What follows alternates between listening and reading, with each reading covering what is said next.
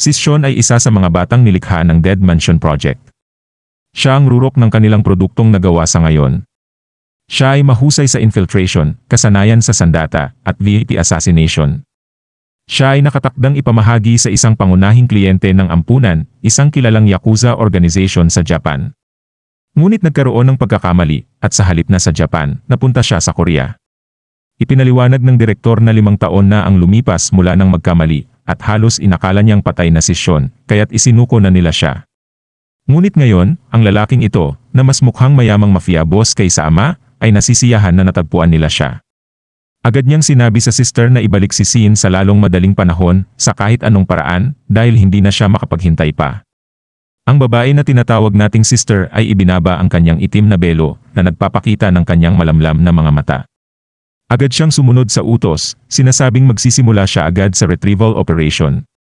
Ang babaeng ito ay kilala sa pangalang Rachel, at sa oras na ibinaba niya ang kanyang pagkukunwari bilang sister, mukhang nakakatakot talaga itong babaeng ito na nakasuot ng masikip at makinang na itim na kasuotan at ipinapakita ang kanyang mga malalaking baril.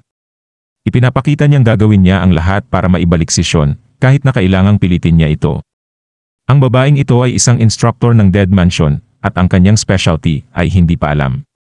Gayunpaman, agad na sinabi ng direktor na maghinay-hinay siya dahil kailangan niyang maibalik si Sean na walang pinsala at hindi niya rin kailangan ang mga baril. Agad na napahiya ang babae at nagsimulang damputin ang kanyang robe para isuot muli, nagmumura tungkol sa pagpapahiya. Sa susunod na eksena, makikita natin si Kang Yong-woo, ang ama ni Joseph, na yumuyuko upang humingi ng tawad sa ina ni Hyun-ho. Ipinangako niyang sasagutin lahat ng gastusin sa medical, mental na pinsala, at anumang ibang kompensasyon na kailangan niya. Ngunit matigas na sinabi ng babae na walang magbabago sa simpleng paghingi ng tawad dahil hindi ito isang bagay na maayos sa salita lamang.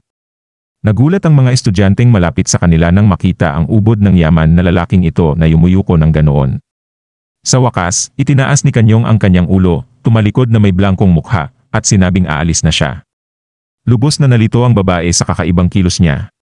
Bilang tugon, tinakpan ni Kang Yong ang kanyang mukha ng panyo, at ipinahayag na nandito siya upang makipag-ayos, ngunit dahil hindi nila maayos ang kahit ano sa pag-uusap lamang, aalis na siya dahil ang kahusayan ay susi sa lahat ng bagay. Pagkatapos, lumakad siya patungo sa kanyang marangyang sasakyan at sinabi sa babae na alam din niya ang ibang paraan upang maayos ang gulong ito dahil eksperto siya sa mga ganitong bagay. Sa mga huling salitang iyon, umalis na ang kotse niya. Pagkatapos, nagreklamo siya sa kanyang manager tungkol sa kung gaano kasuklam-suklam at mabaho ang lugar na iyon. Iginiit na dapat nilang gibain ito at magtayo ng isang mixed-use complex. At tinanong ng mayamang lalaki tungkol kay Sean at kung naayos na nila ang tungkol sa batang iyon. Sinabi ng manager na ang kanilang mga tao ay papunta na at tatawagan sila ng sekretarya kapag natapos na ang trabaho. Tumango lang si Kang Yong-woo at pumunta sa Sandim University, Seongim Hospital. Sa loob, nakita nating balot ng benda si Joseph, at sinabi niya sa kanyang ama na ang batang nanakit sa kanya ay hindi basta-basta. Patuloy siyang nagsasalita tungkol sa 3 nakaukit na prinsipyo o kung ano paman. Itinaas ng kanyang ama ang isang kilay at tinanong kung ito ba ang bagong uso sa mga bata. Umiling lang si Joseph, sinasabing wala siyang alam.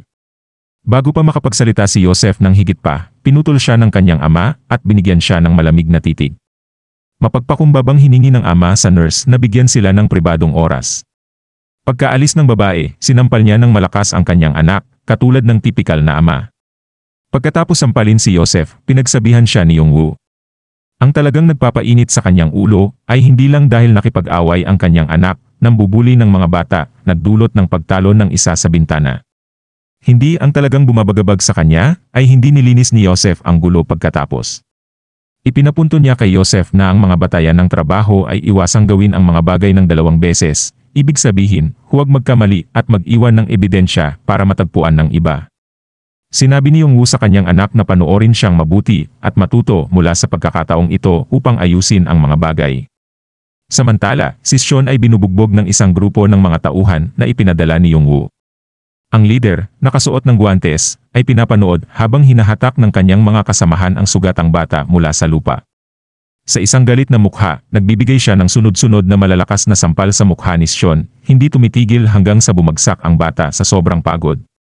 Ang tauhang may suot na salamin, nakatingin pababa kay Sean, na may ngisi, ay nagsabing, maaaring napabagsak mo ang ilang mga bata, pero wala kang laban sa mga matatanda. Hinawakan nila ang isa sa mga braso ni Sean, at ang malaking tauhan ay hinatak ito ng diretsyo, pinanatiling mahigpit ang pagkakahawak. Ipinatong ng leader ang kanyang paa sa braso ni Sean, at idiniin ang buong bigat niya, na nagdulot ng matinding sakit sa batang lalaki. Bago sila umalis, tiniyak nilang malaman ni Sean na ito ay ganti para sa kahihiyan at pambubugbog na ginawa niya sa kanilang batang master na si Joseph. At iniwan nila siyang buhay para mag-isip sa kanyang mga pagkakamali. Habang papalapit na ang dapit hapon, nakaupo si Sean doon, inaayos ang kanyang balikat pabalik na may ngisi. Tumawa siya ng mahina sa pag-aakalang ang mga siga ay hindi man lang alam ang pagkakaiba ng nalinsad at nabaling braso sa kabila ng kanilang malalaking salita tungkol sa pagiging matatanda. Ang pambubugbog na natanggap niya ay walang sinabi kumpara sa mga pambubugbog ni Aunt Rachel noong siya'y bata pa. Naiinis si Sean na hindi niya magamit ang buong lakas niya nang walang utos, ngunit siya ay nakaramdam ng ginhawa na hindi na muling mang-api si Joseph ng sinuman. Habang paalis siya, nagbubulong-bulong sa sarili, nakasalubong niya ang ina ni Hyun-ho. Agad siyang nakilala ng babae at tinanong, "Ano nang nangyari sa'yo?" Sa isang mainit na bati, binati siya ni Sean at agad siyang inanyayahan sa hapunan. Naghanda ng maraming pagkain ang ina ni Hyun-ho at hinimok siyang kumain ng husto. Nang marinig ni Sean ang utos na kumain, sinunggaban niya ang pagkain na parang isang mabangis na hayop. Pinangunahan siya ng instinct na sumunod sa pangangalaga ng isang taong itinuturing niyang magulang. Ang ina ay mahinahong inutusan si Sean na uminom ng tubig, ipinapaliwanag na makakatulong ito sa kanyang digestion. Sinunod ni Sean ang kanyang payo, inubos ang tubig ng may malakas na lagok at bumuntong hininga ng may kasiyahan pagkatapos. Pinapasalamatan niya ito sa pagkain, at ngumiti ang ina, masaya na makita siyang muli pagkatapos ng mahabang panahon. Ang reaksyon ni Sean ay naging seryoso nang tanungin niya ang kalagayan ni Hyun-ho.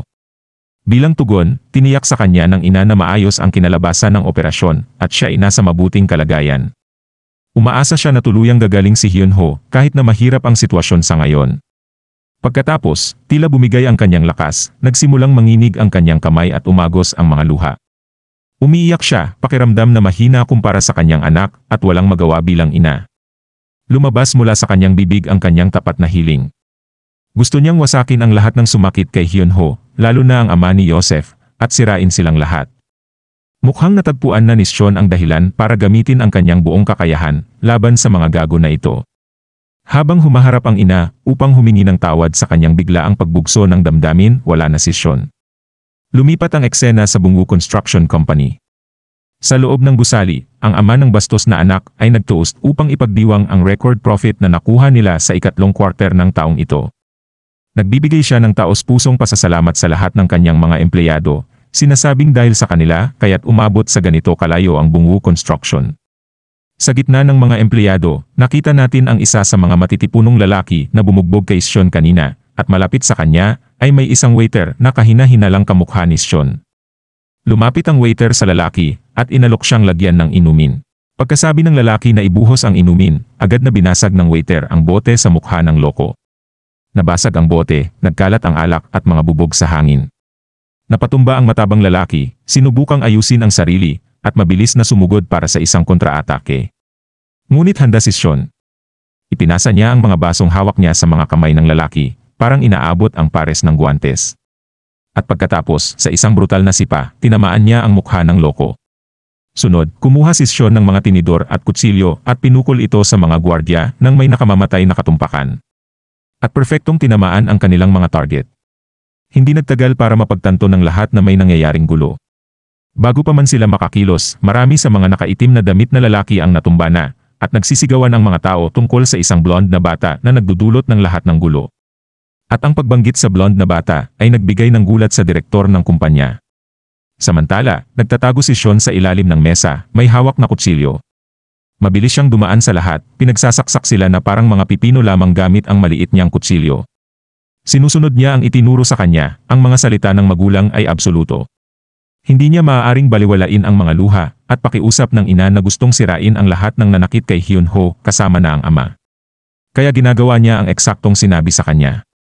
Kumuha siya ng mantel at, bago makalapit ang mga kalaban, ginamit ito bilang panggulo. Sinipa niya rin ang mesa sa kanila, at dinurog sila sa ilalim ng bigat nito, at iniwan silang nagsisigawan. Sa sandaling iyon, isang kutsilyo ang dumaan mula sa likuran, ngunit mabilis na yumuko si Sean at tinamaan ang isa sa mga nakaitim na lalaki sa harap. Ang nagpakawala ng kutsilyo ay mukhang ang parehong lalaki na may itim na guwantes at impresyonado siya sa reflexes ni Sean. Nagulat din siya na gumagana pa ang braso na kanyang binali. Bago pa man matapos ang paglalagay nito sa mga guwantes, hinawakan ni Sean ang kamay ng lalaki at malakas na sinampal ito sa mukha.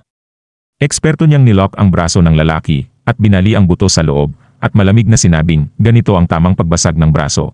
Habang nakasalampak sa lupa ang mayabang na lalaki, isang bala ang dumaan malapit sa mukha ni Sean at bahagyang tinamaan siya. Ang bumaril ay si Yung-woo, nakatayo sa unang palapag, mukhang dismayado dahil sa hindi pagkakatama ng kanyang putok. Mabilis na itinaas ni Sean ang kanyang kamay at sinabing mahirap tumama mula sa ganung distansya maliban na lang kung tunay na pro ka. Inusisa ni Yung-woo kung sino ang batang ito. Naalala niya na ang mga kabataang Koreano ngayon ay mahilig sa isang bagay na tinatawag na crew, kaya tinanong niya si Sean kung bahagi rin ba siya nito, na sinagot ni Sean na hindi niya alam kung ano ang ibig sabihin ng crew na yon. Ngunit kung tinatanong ni Yung-woo kung kaninong grupo siya kabilang, ipinagmamalaki niyang sinabi na siya ay mula sa Hyunho Snack Shop. Ang pagbanggit ng Hyunho Snacks ay nagpaalala sa lalaki, at agad na tinanong kung tinutukoy ni Sean ang mabahong lugar na yon na nagbebenta ng mga junk food. At sa isang ngisi, itinutok ng lalaki ang baril sa pagitan ng mga mata ni Sean, at tinanong kung inutusan ba siya ng babae para patayin siya. Nakangiti si Sean at sinabing mali siya, dahil ang sinabi lang ng babae ay sirain at durugin ang lahat. Habang sinusubukan ni Yung-woo na intindihin ang sinasabi ni Sean, gumalaw si Sean nang mabilis na parang kidlat at itinaboy ang baril, at binigyan ang lalaki ng malakas na sampal. At ang isang sampal na iyon ay sapat na upang guluhin ang utak ni Yung-woo, at sa huling suntok ni Sean, bumagsak ang lalaki sa lupa na duguan ang mukha na ang ilong at bibig ay dumudugo mula sa impact. Ipinahayag ni Sean na hindi siya narito upang tumulong sa sinuman. Sinusunod lang niya ang absolutong utos ng kanyang mga magulang. Pagkatapos noon, lumakad na siya palayo, habang ang lalaki sa lupa ay patuloy na nagrereklamo tungkol sa kung paano niya dapat pinatay si Sean noong may pagkakataon pa siya, at nagsisisi na hindi niya sinunod ang kanyang sariling kasabihan na walang trabaho ang maiiwang hindi natatapos. Kinuha ni Sean ang baril, itinutok ito sa chandelier, at sinabing itigil na ng lalaki ang pagdadaldal ng walang kwentang bagay. Pumutok si Sean ng baril at nagsimulang bumagsak ang chandelier, bumagsak ito at dinurog ang lalaki, tulad ng nais ng ina. Lumakad palayo si Sean, umiling at nagbubulong-bulong na pareho lang talaga ang ama at anak. Bumalik tayo sa ospital, kung saan tinanong ng nurse si Joseph kung mas magaan na ang pakiramdam niya. Ang mayabang na lalaki ay tumawa lang at tinanong kung bakit siya narito kung maayos na ang kanyang pakiramdam. Sinabi ng nurse na narinig niya na ang karahasan sa paaralan ay talagang matindi sa mga panahong ito, pero hindi pa siya nakakita ng sinuman na kasing grabeng nasaktan tulad niya. Iniisip niya na ang batang nanakit sa kanya ay tunay na eksperto, ngunit kahit para sa mga high schooler, ito ay labis na matindi. Kinuha niya ang injection at tinanong si Joseph kung ano ang pinag-uusapan nila ng kanyang ama tungkol sa 3 prinsipyo kanina. At biglang napansin ni Joseph ang kakaibang kulay ng injection, kaya tinanong niya kung ano ang itinuturok sa kanya. Hinubad ni Rachel ang kanyang maskara at sinabing huwag mag-alala, basta kalahati lang ang ginamit niya, hindi siya mamamatay dito kaagad. At nalaman din natin na ang kanyang mga espesyalidad ay disguise, infiltration, interrogation, at syempre, torture. At dito na po natatapos ang yugtong ito. Maraming salamat po, mag-like at subscribe para sa susunod na kabanata. Hanggang sa muli.